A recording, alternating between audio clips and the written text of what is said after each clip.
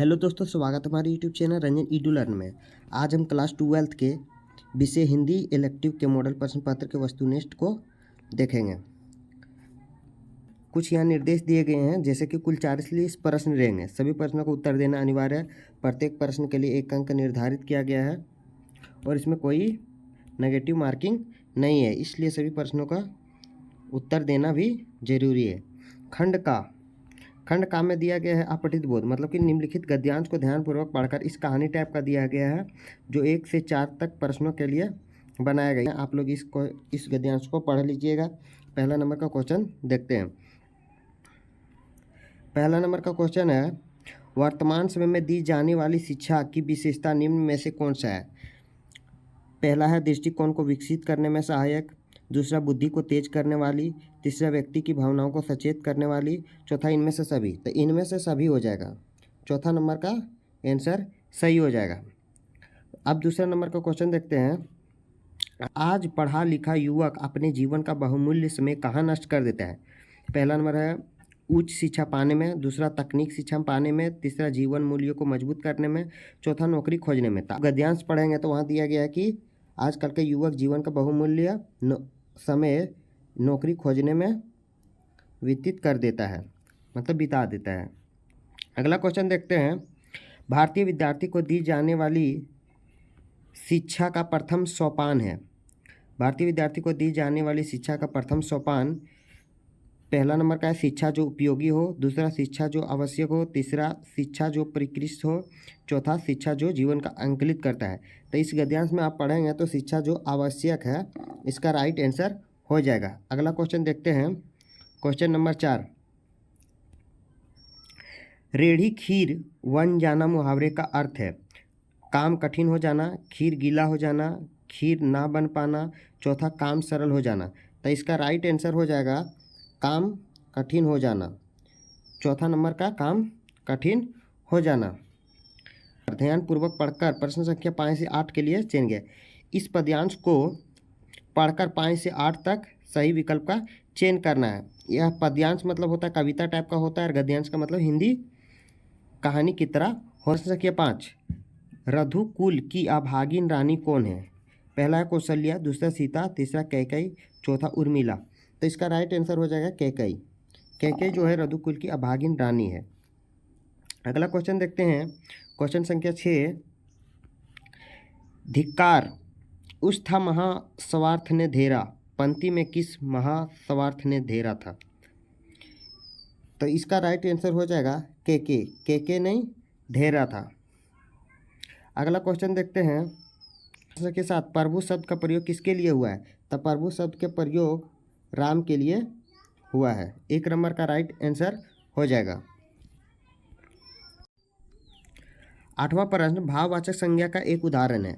तो भाववाचक का एक उदाहरण हो जाएगा कठोर। कठोर भाववाचक का एक उदाहरण है। चलिए अगला क्वेश्चन देखते हैं। क्वेश्चन संख्या 9, भारत में पहला छापाखाना कब खुला? तो 1556 में खुला था।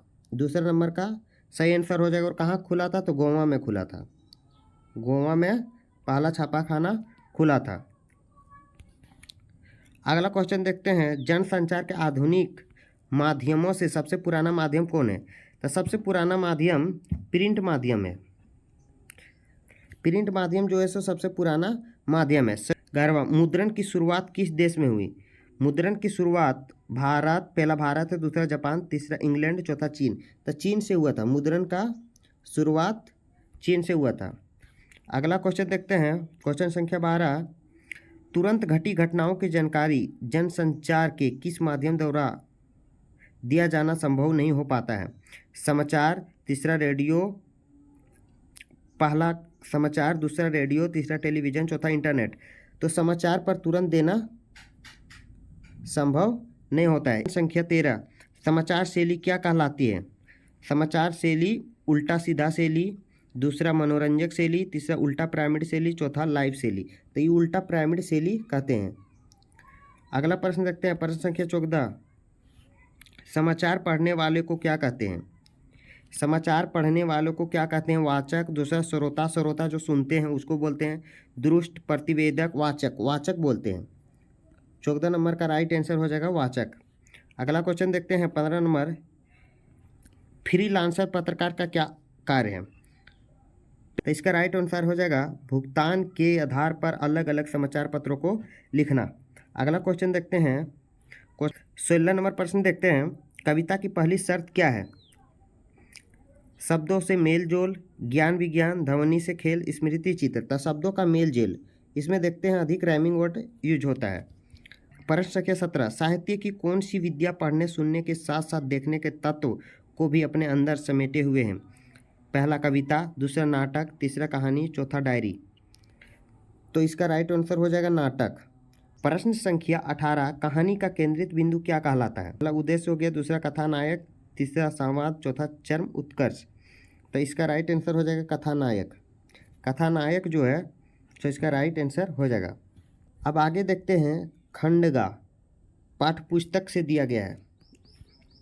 निम्नलिखित पद्यांश को ध्यानपूर्वक पढ़कर प्रश्न संख्या 19 से 22 तक सही चयन करना है। चलिए प्रश्न देखते हैं, आप लोग इस ध्यानपूर्वक पद्यांश को पढ़ लीजिएगा।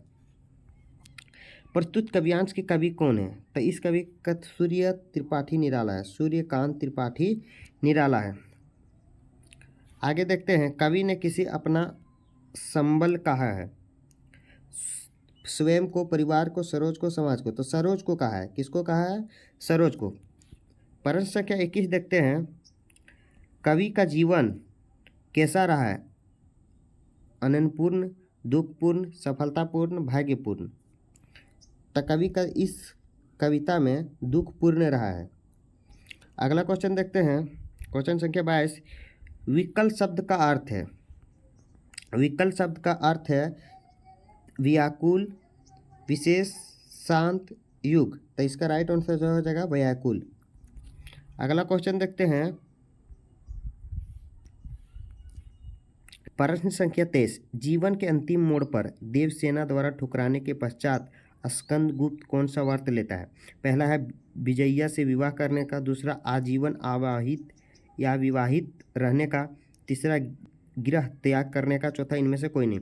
तब दूसरा नंबर का आंसर सही हो जाएगा, आजीवन अविवाहित रहने का।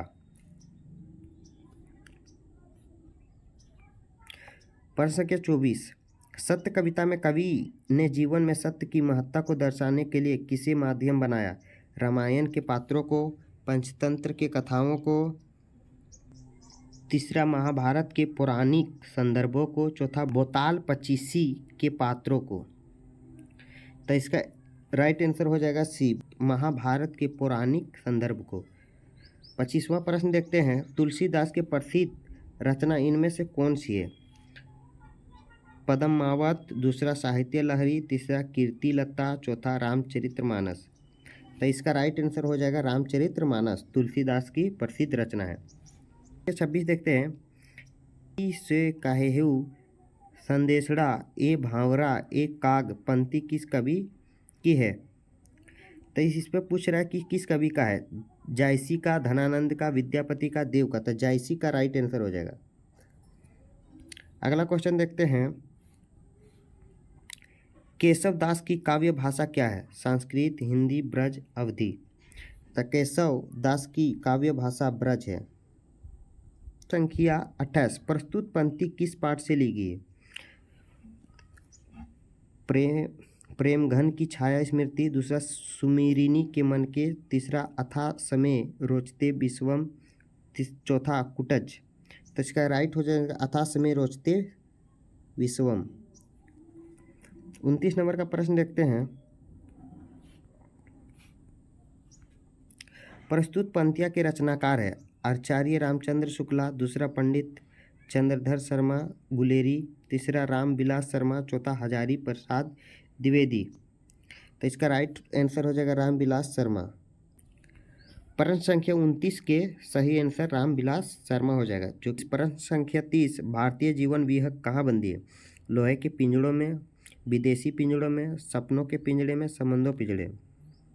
तो इसका हो जाएगा संबंधों के पिंजड़े में। भारतीय जीवन का विहंग कहाँ बंदी है? संबंधों के पिंजड़ों में। प्रश्न संख्या 31, लेखक किसे धिक्कार रता है? मुक्ति गगन में उड़ान भरने वालों को, पराधीनता को बढ़ावा देने वाले, स्वतंत्रता की मांग करने वाले, इनमें से सभी। तो इसका राइट ऑप्शन हो जाएगा पराधीनता को बढ़ावा देने वाले को। अब प्रश्न संख्या 32 देखते हैं। रामचंद्र शुक्ला के पिता का तबादला जब हमीरपुर के मिर्ज़ापुर में हुआ तब शुक्ला जी की उम्र कितनी थी? 8 वर्ष, 10 वर्ष, 12 वर्ष, 18 वर्ष। तो इसका राइट आंसर हो जाएगा 8 वर्ष था।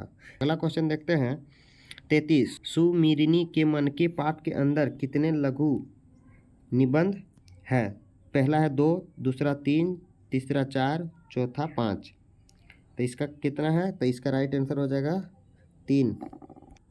अगला प्रश्न देखते हैं प्रश्न संख्या 34। मैं भाई भाभीियों की नौकरी करके पेट पाल लूँगी, यह कथन किसका है? बड़ी बहुरिया का है। इसका राइट आंसर हो जाएगा बड़ी बहुरिया। 35 देखते हैं प्रश्न संख्या 35। दूसरा देवदास कहानी का नायिका कौन है? प्रश्न संख्या 35 में पूछ रहा है कि दूसरा देवदास कहानी की नायिका कौन है? निर्मला, दूसरा सिंदूरी, तीसरा पारो, चौथा बेला। तो इसका पारो आंसर राइट हो जाएगा। पारो इज राइट आंसर। अगला क्वेश्चन देखते हैं क्वेश्चन प्रश्न संख्या 36 देखते हैं। कुटज के पौधे की क्या विशेषता है? पहला अपराजेय जीवन शक्ति, दूसरा स्वावलंबन, तीसरा आत्मविश्वास, चौथा ये सभी। तो इसका राइट आंसर हो जाएगा ये सभी। ये सभी होगा। अगला क्वेश्चन देखते हैं प्रश्न संख्या 37। सूरदास की झोपड़ी पाठ के अंत में सूरदास का क्या निश्चय करता है? मोहल्ले छोड़ने का, कोई दूसरा काम आरंभ करने का, पुनः झोपड़ी बनाने का, चौथा इनमें से कोई नहीं। तो क्या करता है? रामदास की झोपड़ी पाठ के अंदर सूरदास का क्या निश्चय होता है? पुनः झोपड़ी बनाने का। अगला क्वेश्चन देखते हैं क्वेश्चन संख्या 38। स्थाबद्ध रह गए रूप और शेखर, सिर्फ झरने गिरने की शोर को छोड़कर कोई आवाज़ नहीं थी, कहीं पंक्ति के लेखक। पूछ रहा है प्रश्न संख्या 38 में पूछ रहा है कि स्थाबद्ध रह गए रूप और शेखर, सिर्फ झरने के गिरने के शोर को छोड़कर कोई आवाज़ नहीं थी, कहीं पंक्ति के लेखक कौन है? तो इसका लेखक प्रेमचंद्र, दूसरा भीष्म साहनी, तीसरा संजीव, चौथा विश्वनाथ। तो इसका राइट आंसर हो जाएगा 3 का। 3 का इसका राइट आंसर हो जाएगा संजीव। अगला क्वेश्चन देखते हैं 39। विकास की औद्योगिक सभ्यता के लेखक प्रभाष जोशी ने किसकी संज्ञा दी है? उजाड़ की सभ्यता, दूसरा प्रगति की सभ्यता, तीसरा विनाश की सभ्यता, चौथा इनमें से कोई नहीं। तो इसका राइट आंसर हो जाएगा ए का, उजाड़ की सभ्यता। 40वां और अंतिम प्रश्न देखते हैं। विश्वकोहर की माटी का कथानायक का नाम क्या है? सोमनाथ, बद्रीनाथ, काशीनाथ, विश्वनाथ। तो इसका राइट आंसर हो जाएगा विश्वनाथ। विश्वनाथ जो है सो इस कथानायक का, विश्वकोहर माटी की कथानायक का नाम विश्वनाथ है। अगर वीडियो अच्छा लगे तो प्लीज़ चैनल को सब्सक्राइब कर दीजिएगा।